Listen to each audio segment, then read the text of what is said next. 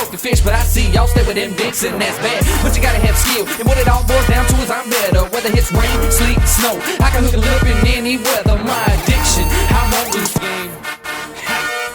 You know, as soon as I hit the water, it's about to go down. Get to the spot, it was time to creep, so I drop that trolling motor down. We still be hooking them lips, hooking them lips. We still hooking them lips, hooking them lips. You know, as soon as I hit the water, it's about to go down. Get to the spot, it was time to creep, so I drop that trolling motor down. We still be hooking them lips, hooking them. Hello everyone, welcome to North Roads Outdoors Online. I am Nathan Ranello, and this is Pro Talk. Last week we talked about the sponsorship game, and from what we talked about, I think you can see it's not easy to get sponsors, even for some of these Elite Series pros that have been around a long time. A lot of guys might think all I have to do is make it to the Elite Series level or that pro level and sponsors are going to come to me.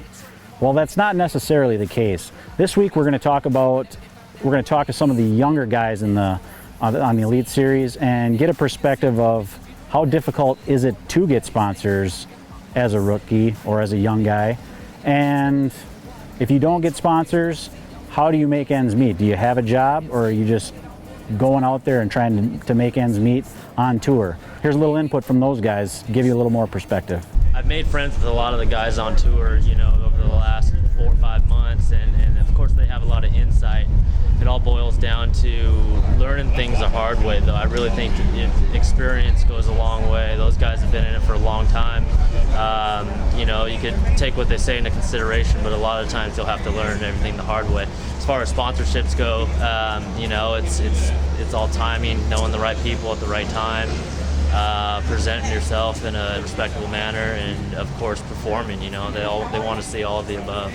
This is my first year full-time, and I quit my job, took a leave of absence at a semiconductor company in the Silicon Valley in California. I was a technician there, and it's a 9-to-5 job. You know, I sit there and act like I'm working, but I'm really thinking about fishing. And no, this year is the first year I've taken off and did the fishing thing full-time. You know, last year I had a really good year, I felt like, for my rookie year. You know, so that helped things a lot, and I was able to get a lot of exposure through the Classic, and you know, just kind of kept it going throughout the year. And I mean, that's really what it's about. It's all about the numbers. It's a real tough nut to crack. It's my first year. No one knows who I am, and that's, I think, the biggest thing is just seeing how my first year goes, and hopefully first year goes good, and I think that's how you end up getting the better sponsorships. I cut grass. I have my own lawn business, and I cut grass when I go home and just maintain a check every month. The money's on my mind all the time. You've got to fish. You got to look at the big picture and fish for that. Unfortunately, I hate to say it, but I'm fishing for $10,000. I mean, if I get myself in position to win $100,000, that's great. But I'm not going out there zero or hero. I mean, I can't afford it. If I stumble on that deal, that's great. You know, kind of like in the Opens, it was kind of like swing big. If not, it's not a big deal.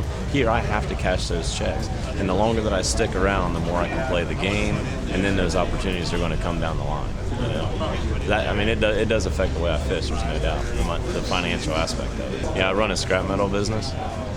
Scrap metal recycling, automotive cores, and it works out pretty good. I can make up my own schedules, and you know, it allows me to do this as much as I need to. So yeah, I always work. You know, even if I didn't have to, I probably still work. I do plumbing when I'm at home. I enjoy it, man. You know. I heard you say that plumbing. That's, you didn't just make that up. No, yeah, I am a plumber by trade. That's right. And never in my wildest dreams that I think I'd be a plumber, but I, you know, just kind of got into it, and it took off from there, and I really enjoy it. I do new plumbing install. Well, I think that gives you a pretty good perspective on what these young guys got to go through as far as finances and how it makes them fish and whatnot. Next week, we're going to switch gears on Pro Talk. We're going to get away from the finances. We're going to get away from the sponsor stuff. We're going to just take a look at how these guys got to where they are today. The steps they took, the routes they took through the Federation or through the Opens, things like that, to get them to where they are today. It's kind of interesting listening to these guys and the decisions that they had to make in their lives to get to where they are. That's next week on Pro Talk. As always, if you have questions, leave them in the comment section below. Check us out on Facebook, and you'll get updates of all the new blog posts and entries that we put in there. And we hope to see you back here next Monday. Thanks, guys. You know, I don't do a lot of service work. Did you have some side jobs on Toledo Bend? Oh yeah. I'd come in every day and go change out the toilet or something, you know. Nah. You talked about laying some pipe. Yeah. I'm good at laying pipe, man. You give me some PVC, some purple primer, I can go to town, son.